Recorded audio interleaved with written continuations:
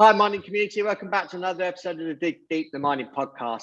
And today's guest is Fredrick Bell, who's the CEO of Elemental Royalties, who are emerging, rapidly growing gold royalty company with world-class producing assets in 4 continents and are recently listed on the TSX. Fred has over 15 years experience in the mining industry, working with a few explorers before taking the helm at Elemental Royalties just over 5 years ago.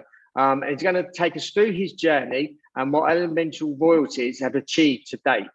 Fredrick has also received the Young Rising Star Award at Mines and Money 2018. So he's certainly been recognised in the industry. So that's welcome, Fred, to the podcast. How you doing, Fred?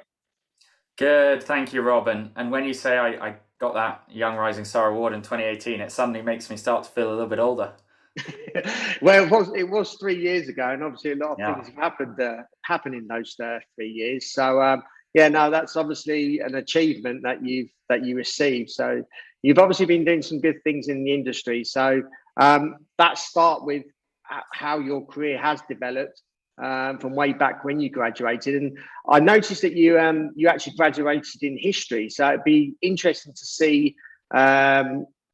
Obviously studying history and then moving into the mining industry. So I just wonder if you can give us an overview of your background and your career to sort of current day. Well, as you say, I did history at university, and I certainly wouldn't have thought, fast forwarding to today, that I would be on a mining podcast with a CEO of a Canadian listed royalty company. So it was definitely not a planned career I had from a 5-year-old. Or you see tennis players today, and they picked up a tennis ball age 4, and they said nothing else for me but tennis. I probably got to university and I hadn't decided what I wanted to do. I thought the most likely career path was finance in the city in some way, shape or form. And I graduated in 2009, and my first job and my first internship were in the city, essentially as a research analyst on the real estate side for what became part of Investec subsequently.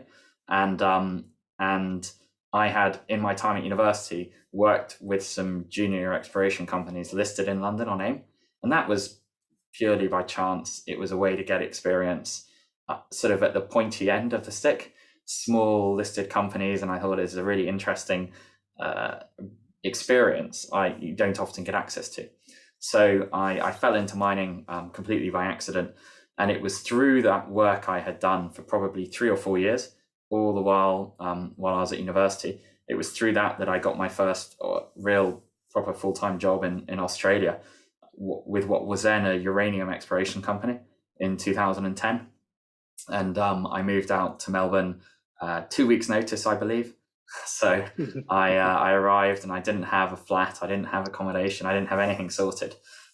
So it was an experience doing that. And I think that year, although it was really hard work, it was what I think 2010, 2011, it sort of made me decide that I wanted to stay in the mining industry. And one thing I say, looking back on it now with the benefit of hindsight, is that at that stage, I hadn't really critically considered the industry and the business model, and I was just learning as I went. And something that I did learn is that junior development exploration companies, they have a high risk threshold. They are, by their very nature, they are very risky in terms of the size. And I think particularly a bit like pharmaceutical and agricultural companies, they have very long lead times of investment before you see returns typically. And so looking back on it now, if I said to my younger self, you're going into the mining industry and you want to stay there for life, I think actually I might start in a bigger company. And that was, funnily enough though, that experience and some of the scars I got along the way, I think that is what led to me setting up, being involved with Elemental, and thinking again about the mining space and thinking about the things I liked that I had experienced and things I didn't like. And a royalty company was the best way to sort of put those together. Yeah. Obviously, certainly you were thrown in at the deep end. But one question I was going to ask, you mentioned obviously you went out to Australia, and probably that was maybe your first full-time position. And I get a lot of, I suppose, graduates listen to this podcast, but also I get a lot, because I'm involved in recruitment, get a lot of graduates and people with a few years experience looking for their next opportunity or even just to start in the industry. And you went straight out to Australia. What was that process from graduating and suddenly thrusting yourself into a new, well, going to a new country like Australia? What was that process, and how were you going about trying to find that first job? Well, it was one of those events that I didn't find it as much as it found me, and it was a result. And this is, I think, what probably is important for graduates. It was a result of contacts, connections, people I had met when I was doing work experiences and internships throughout university. And I was doing those with a view to general experience in the business world and maybe helping me decide what I wanted to do, not with a thought to, hey, this will lead to a job down the line. But funnily enough, that's how it worked out. There was a company that had recently listed in Australia, and one of the management team wasn't well, and they needed someone at short notice to come, and it had to be someone who was familiar with where the projects were and the history of some of it. And by coincidence, I ticked some of those boxes, and I was recently graduated with an internship doing an internship in London. So I still remember taking the call in the fire exit stairwell, saying there's this opportunity for you in Melbourne, and I sort of said, okay, well, it's quite a big leap. And they said, well, the good news is it starts in 2 weeks if you want to do it. And I sort of thought, well, I'm not sure, what do I have to lose here? And I had I still remember my mother saying to me at the time, mining sounds sort of crazy. Do a nice safe job in London. And at the time, my father sort of saying, well, if you wanted to do something like this, it doesn't stop you nowadays from coming back and moving over to the finance side if you wanted to do that. But you might then have another string to your bow that other people wouldn't have with that experience. So I jumped in at the deep end and went to Australia, and it was in retrospect, it was actually a really, really good experience. And the person I worked most closely with in Australia, Richard Evans, he was one of the other people that really founded Elemental with me, and that was going on over 10 years ago. So again, for graduates listening, I think it's about it's a people business. I always believe it's a people business, and if you get to know good people, they tend to introduce you to other good people, and things snowball from there sometimes. Yeah, certainly. And it's from what you said, it's I suppose the networking starts from when you actually start studying a degree. So it's not, you don't do all that network once you graduated. It is throughout your course. So building contacts, making sure that you reach out to certain people. I mean, they could even obviously assist you in helping you with your studies if you had any particular questions. But it's also building those long-term relationships, which will eventually can come to fruition later in your career, or maybe when you start out looking for a position. So I think that's key, and that's good. Some good advice that you've experienced that in your own journey. Even not being even not planning to go into mining, I think experiencing that.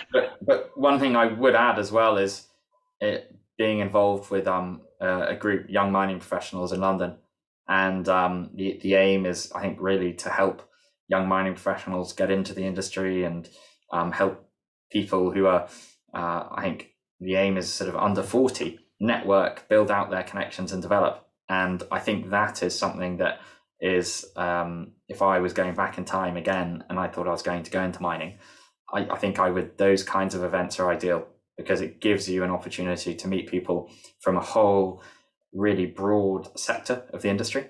You meet lawyers, you meet people in some of the bigger companies, which we're lucky to have in London, some of the people from the corporate side. And you forget how many people are involved from HR, legal, accounting, finance, all the different professions that go into some of the big mining companies. And then you have the small juniors, you have the brokers, you have those who work on the marketing and IR side. So it's as well as all the technical sides that you normally expect to see. So I think an event and a group like that, try and do as many of those as possible, networking events and trying to meet people, because sometimes actually companies are as keen to find new, fresh, young people to join their team as you are looking for a role. Yeah. I'll ask you some questions a bit later on around the because you're a committee member of the young mining professionals. So I've asked that. We'll speak about that a bit later on. But I just wanted to give the audience an overview of what Elemental Royalties is all about. So high level summary is that we are a gold focused royalty company. We listed a bit over a year ago on the TSXV in Canada. We also trade on the OTC in the US. And our reason to exist, our reason to be, is to offer investors, I think, a diversified portfolio of interests. And that is hard to do if you look across the mining space below a mid-tier company. It's actually in a royalty company, it's very easy to offer investors access to 10 different projects. And in our case, our real unique point of difference is that 80% of our portfolio by NAV comes from operating mines. So the majority of our portfolio is royalties on producing de-risked mines around the world. And that is Australia, it is Mexico, it's Chile, it's Burkina Faso, it's Kenya. So we have operating assets in all of those countries. And that makes us a really diversified company by jurisdiction, by operator. And I think really unusually for the mining industry, it actually lowers the risk. And we know that there's lots of great things about mining.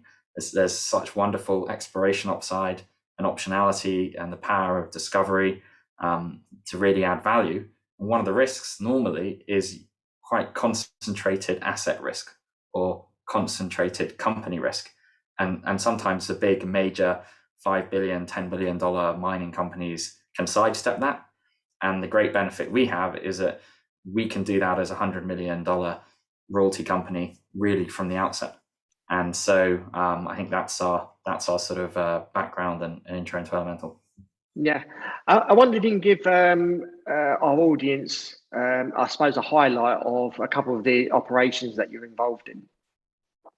Yeah, okay, I'll pick two. The first one is a royalty held on Endeavour, and they're a top 10 gold miner globally, on their Wang Yon mine in southwest Burkina Faso. And that started first production at the end of 2019. And that royalty produced approximately 175,000 ounces of gold last year. So it's a good sized mine. And that is started off with a 10 plus year reserve life. And the really compelling thing about that from our side is that not only is it's a mine that started off as a 130,000 ounce a year mine, they did 175,000 ounces in their first year.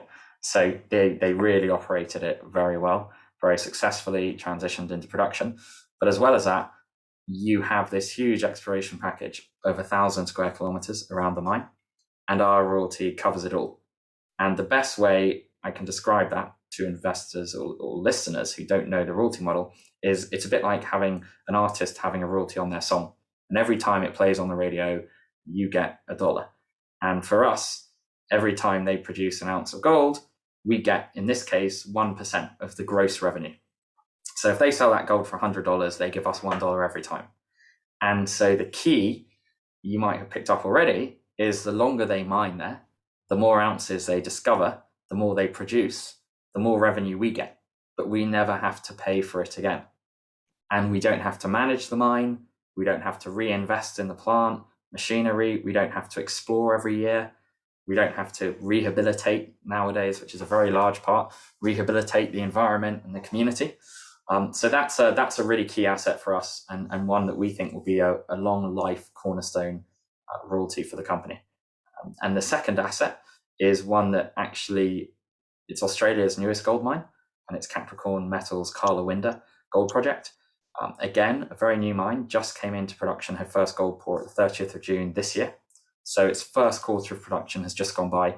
I think some of the brokers in Australia a week or two ago, when their quarterly results came out and they declared steady state production, I think some of the brokers in Australia said it was one of the smoothest ramp ups of a mine in recent times in Australia. And that's partly because a management team, very well known and very successful. They built Regis Resources, most recently into a multi-billion-dollar miner, built 3 mines in 5 years there, and all those mines ended up 30 to 50% bigger than what they started with. So it's a really, I think, experienced management team in Australia who know what they're doing, and this will be another 10+ year reserve life, asset that if you see a mine that has 10 years starting life, typically it will go for a lot longer than that. And so I think for us, key is to have some really good operators and some really good assets from a geological perspective that will be cornerstones for us. And we can look out confidently with 10-year horizon and say that is just what they're starting with. And I would wager that you come back in 1, 2, 3, 4, 5 years, these mines are just as big as they are today, if not bigger. And we have been paid all along the way as a royalty company without needing to reinvest. And there was a great example actually 2 weeks ago, Endeavour at the Wang Yon mine. I just mentioned they announced they will add 1.5 to 2 million ounces by the end of 2025, and they're planning to produce half that much. So essentially they're saying that it will be a bigger resource at the end of 2025 than it is today. And that's exactly what you want to hear as a royalty company. And you get that with good quality operators, and you get the cash flow straight away. So I think those are 2 assets that I would really highlight from our portfolio. Yeah. What prompted you to start Elemental Royalties? Obviously, you've been in the industry for 15 years now. What made you decide to go into the royalty business? It comes back to your initial question on how I fell into the mining industry, and I think I said then that it was something I hadn't critically thought about in terms of the business model. I thought, okay, great, this sounds interesting. Throw myself into it completely. I will work really, really hard, and I'll be the first one in the office. I'll be the last one to leave every day, and this will be great. And I found myself it was a junior uranium company in Melbourne that I started at.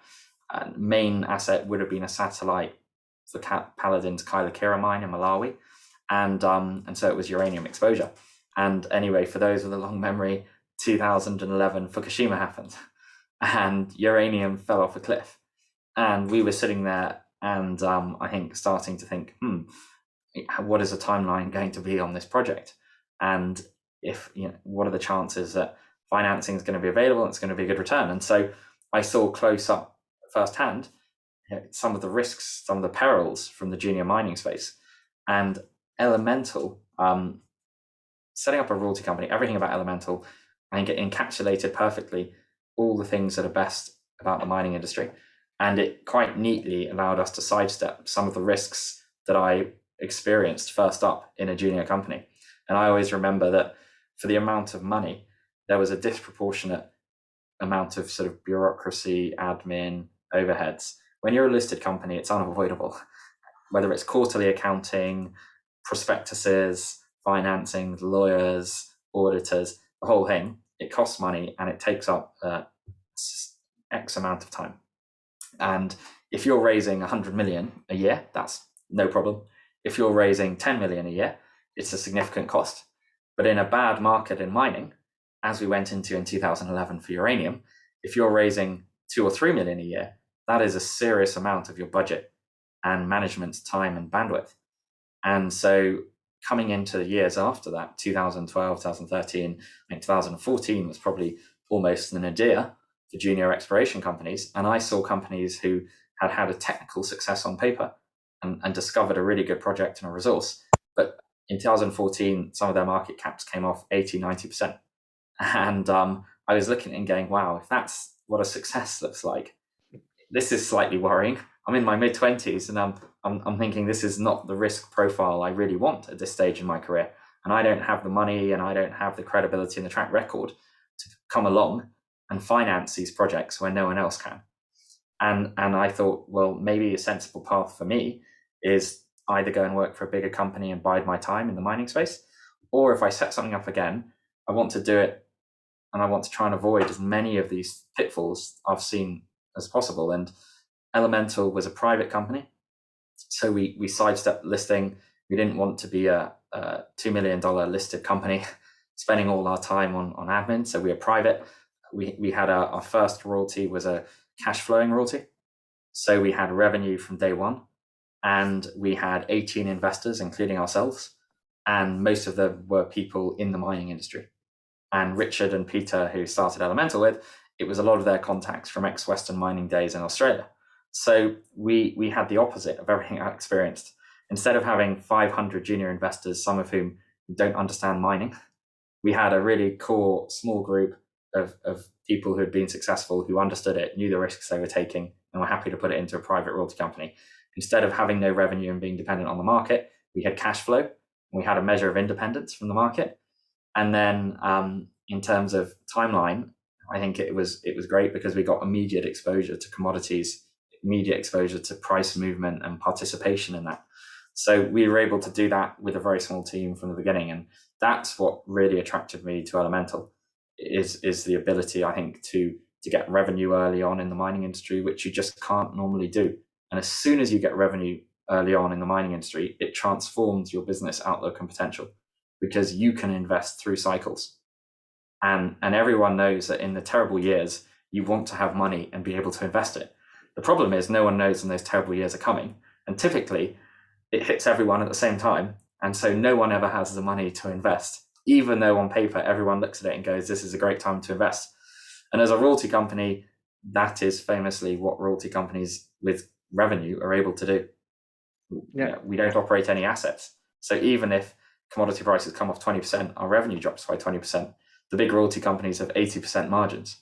So they are one of the few players in the mining industry who can keep investing through the cycle and actually take advantage of the cyclicality of the mining sector. Yeah, no, certainly that's a good explanation, definitely.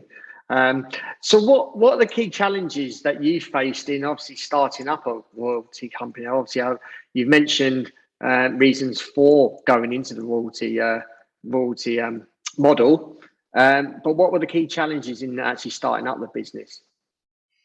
I think one of the key challenges always is finding the right people, and you probably touched on it earlier in terms of networking and how, as a graduate, do you come in and you know nothing, you know nobody, where do you even begin?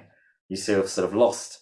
And I think that I was fortunate in that when I moved to Melbourne, although that uranium exploration company, that mine's sort of now up and going, or nearly up and going again. But when I moved to Melbourne, I was lucky in that I worked with some really good people, and I stayed in touch with them over time. And without those relationships and network, I would not have been able to set up Elemental. And to give you an idea, so I say we're roughly, I think, 100 million market cap now, but our first fundraise in 2017 was at $1 million valuation. And we bought $1 million asset.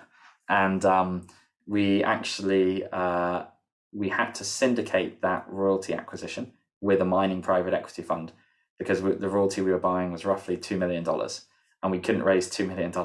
So we raised $1 million.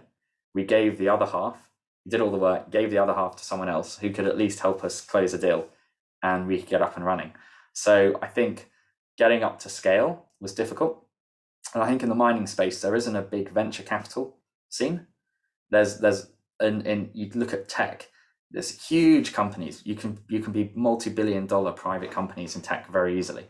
In mining, typically, a lot of it comes from public market arena.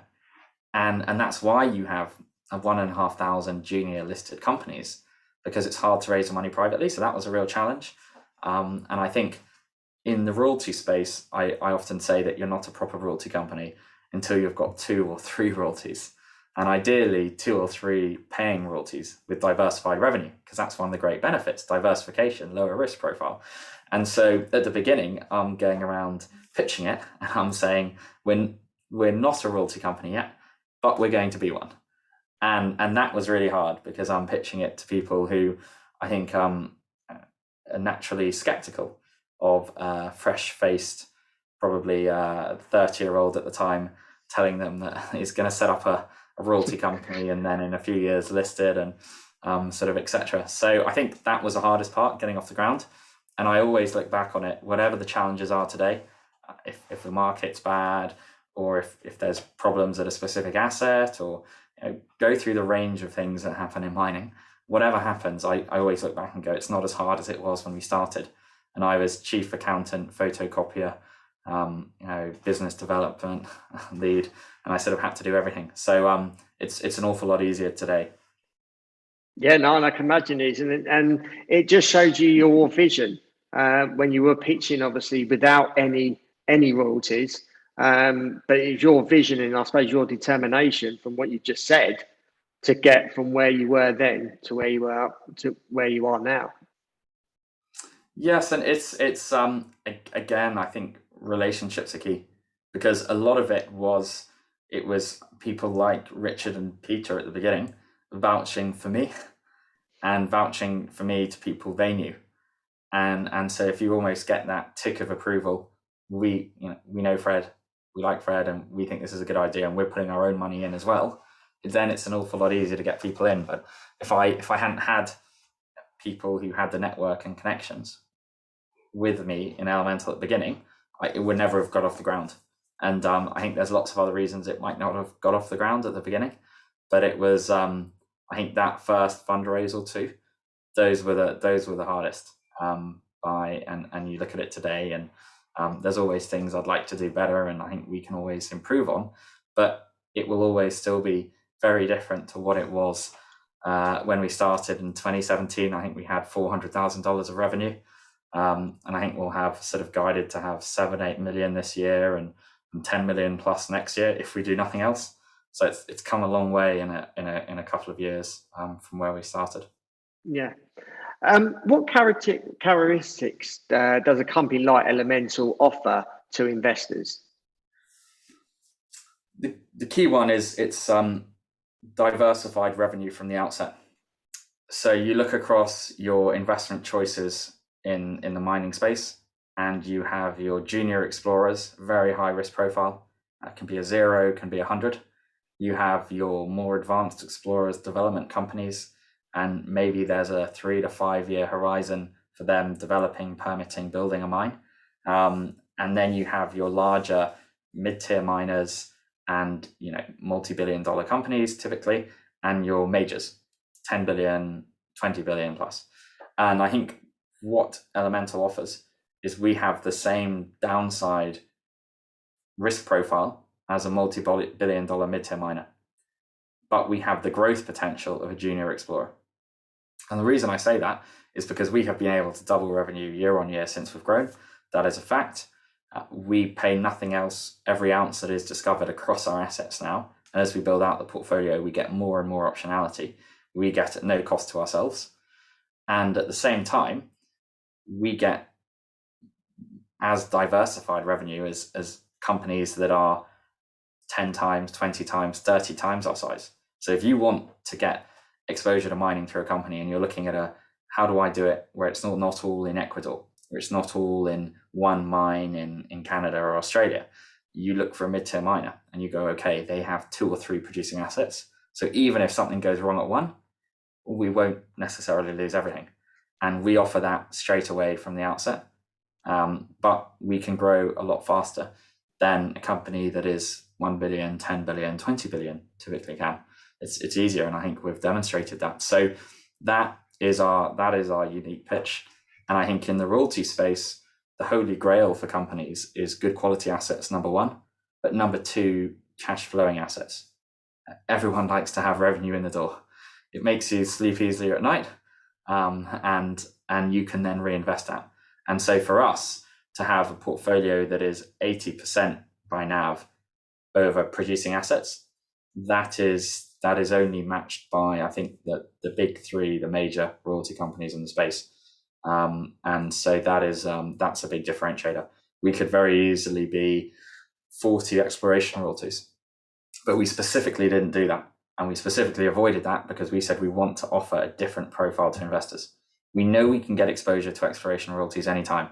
You can go out tomorrow and we can buy 40 exploration royalties. It's not hard. Most exploration projects are looking to raise money, and a royalty for them is a fairly low risk way to do it.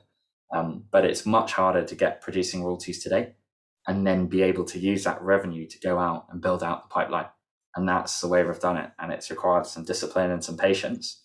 But in the medium to long term, it will pay dividends, hopefully literally as well as metaphorically. Yeah. And what's your sort of target in terms of acquiring other producing assets? I mean, have you sort of got a pipeline over the next few years as to how many producing assets you want to get involved with? So we so in the start of 2020, we sort of doubled in size with the acquisition of the Wang Yuan royalty. And then towards the end of 2020, we announced the acquisition of 3 royalties from South 32, who were the spin out from BHP. And that closed earlier this year. And that doubled the size of the company again from that point. And the largest royalty in that portfolio we bought has just had its first quarter of commercial production. So that's really material for us because that royalty by itself almost doubles our revenue going into next year. So I think in terms of where we sit on the BD side, we're always active. We're always looking for new opportunities. One of the key catalysts for that, or maybe 2 key catalysts, one was to have Karlawinda, our new royalty, get into steady state production, because at that point it de-risks it. And that royalty is paying us $4.5 million a year going forwards for as long as the mine goes. So it gives us some real comfort, visibility, additional diversification. But secondly, as well, we think that acquisition is a catalyst to enable us to get senior credit facilities with some of the big Canadian banks. And that's really important because that drops your cost of capital down significantly. And so if we can have not just our own revenue, but if we can have credit facilities from the big banks, I think that's a really good point for us to go out and do some more deals on the producing side. And the first one of those has just been hit, steady state production at Karlawinda. And I think we've always said that the second one would follow from production at Karlawinda. So I think with those 2 boxes ticked, I think it gives us a platform then to say, hey, look, we are a roughly 100 million market cap company, 10 million plus revenue a year from next year, got access to credit facilities that probably very, very few, if any, other 100 million market cap companies have in the mining industry. And we can actually go out there now and we can start to build our portfolio out and build the platform out. And it's not an overnight thing. That is 4 years in the making, but it will be, I think it will be a really powerful position to be in for a company like Elemental. Yeah. Just moving on, you mentioned obviously the young mining professionals. You're a committee member of the young mining professionals. I wonder if you can tell us a little bit more about what you do. And obviously, before we come online, it seems you get up to a lot of exciting things. So I just wonder if you can tell the audience a little bit about what goes on. So, young mining professionals. It was set up by a few people in London, primarily Catriona, and a few other committee members, and we ended up merging with a Canadian group called Young Mining Professionals, and we took the same branding and signage. And the aim really was we had very similar mission statements, which was help young people in the mining industry, help them network, help them understand the industry better. Also, I think to some extent, help spread the message of what good mining can do, because we are a lot of millennials in the industry, and if we talk to most of our friends, they probably have negative connotations when they hear mining. And I don't think that's always historically. I don't think what happened historically is necessarily the same as what's happened even in the last 5 years. It's changed so much. And you talk to any mining companies now, and permitting and environmental risks and social risks, they're right at the top of the agenda, as they should be. And I think that that is a really different forward-looking vision of mining. And whenever someone talks about the green revolution and electrification of vehicles and all kinds of things. Mining is at the heart of all of that. So Young Mining Professionals is a really good forum for us to get senior people or even people just with different industry experience backgrounds to come and talk with other young mining professionals. And so to give you an example, last week we had John Carr from New Century Resources in Australia, and he came, and it was a peer-to-peer event. So he came and talked about how they bought that asset from a major, how they built it, or how they sort of redeveloped it, got it up and running again. And I think it's really interesting hearing the perspective from people who are young as well, and how they navigated those hurdles and risks. But we now have probably 10 chapters around the world, mainly Canada, London, Australia, a few others, and I think that it's a really good forum for anyone to network with companies that are in town. And we do have networking drinks occasionally, like we may have one around Minds and Money this year, which is a great opportunity because we can then connect with people who are passing through London from Canada and Australia and get an even wider bridge. So we've probably got north of 400 members now there, and we've had some really good events over the past couple of years, including 1 or 2 site visits with companies that we're hoping post-COVID we can start up again. So that's really the background on Young Mining Professionals. Yeah, and I'm sure you'll give us the details at the end of this. So anyone that wants to join, they can do. Lastly, and as a obviously conclusion, what's the next steps for Elemental if we look over the sort of short to medium term over the next year to 2 years? I think for us, it's continuing to build on what we've already done. I think the hardest part of putting that foundation, that platform together, I think we're just on the cusp of it now. Very unusually, I would never have imagined saying this for a company that listed in the summer of 2020. Fast forward a year, we've just sort of got over to Vancouver for the first time as a public company. So I very much hope that we can spend a bit more time in Toronto, in the US, in places meeting some of our shareholders, investors, stakeholders, even people we work with day to day who we've never met. I'm sure a lot of people probably have that in common coming out of COVID. But for the company itself, I think it's continue to build on what we've done. And what is really great is that we are piggybacking on some fantastic operators and some really great management teams who are going out there and delivering really strong results. And so we get the benefit of being able to share in that. And I think that every month, every 6 months, every year that goes by, there is a greater track record, and it's easier to evidence the value add that's occurred. And I think this quarter, we're expecting to be repaid fully for one of our royalties, Aminkaya, we repurchased in 2018. We were repaid fully last year for a royalty we bought on Quale.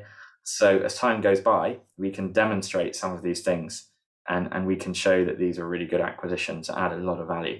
And that helps us going forwards, and as we continue to build out the company and the portfolio, and I think add some really good people to the team as well.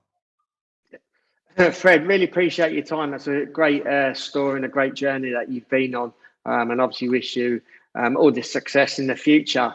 If our audience wants to reach out to you, if they've got any questions, if they want to know more, if they've got any questions around obviously Elemental, how can they go about doing that?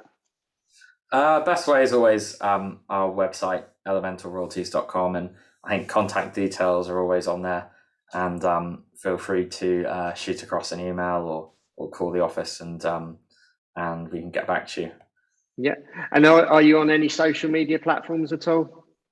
I think we are. I know we're on LinkedIn and Twitter, and I think there is even a Facebook account as well.